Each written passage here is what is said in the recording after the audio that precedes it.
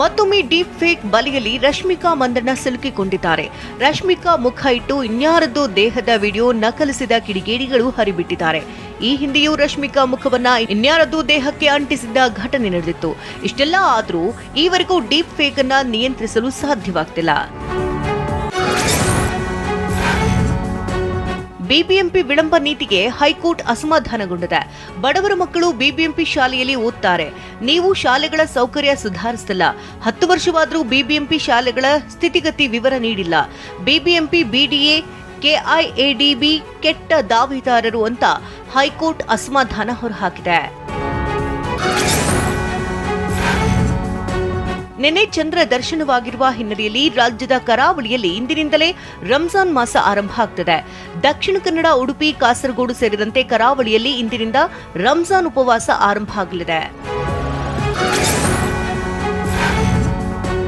ಇಂದು ಒಂದು ನಿಲ್ದಾಣ ಒಂದು ಉತ್ಪನ್ನ ಮಳಿಗೆಗಳ ಲೋಕಾರ್ಪಣೆಗೊಳ್ಳಲಿದೆ.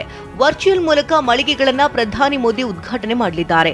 ಬಳ್ಳಾರಿ, ಹೊಸಪೇಟೆ ರೈಲು ನಿಲ್ದಾಣ ಮಳಿಗೆಗಳ ಲೋಕಾರ್ಪಣೆಗೊಳ್ಳಲಿದೆ. ಇಂದು ಬೆಳಗ್ಗೆ 8 ಗಂಟೆಗೆ ವಿಡಿಯೋ ಕಾನ್ಫರೆನ್ಸ್ ಮೂಲಕ ಉದ್ಘಾಟನಾ ಕಾರ್ಯಕ್ರಮ ನಡೆಯಲಿದೆ. ಫ್ಯಾನ್ಸ್ ನೂಕಾಟಕ್ಕೆ ನಟ ಶಿವಣ್ಣ ತಾಳ್ಮೆ ಕಳೆದುಕೊಂಡಂತ ಪ್ರಸಂಗ ಬಳ್ಳಾರಿ ನಗರದ ರಾಯಲ್ ಸರ್ಕಲ್ನ ಗಂಗಾ ಸಿನಿಮಾ ಥಿಯೇಟರ್ ಬಳಿ ನಡೆದಿದೆ. ಥಿಯೇಟರ್ ಬಳಿ ಅಪ್ಪು ಫೋಟೋ ಹಿಡಿದು ಅಭಿಮಾನಿಗಳು ಶಿವಣ್ಣನ ಬಳಿ ನುಗ್ಗಿ ಬಂದಿದ್ರು. ನೂಕುನುಗ್ಗಲಿಗೆ ಅಭಿಮಾನಿಗಳ ಮೇಲೆ ಗರಂ ಆದ ಪ್ರಸಂಗ ನಡೆಯಿತು.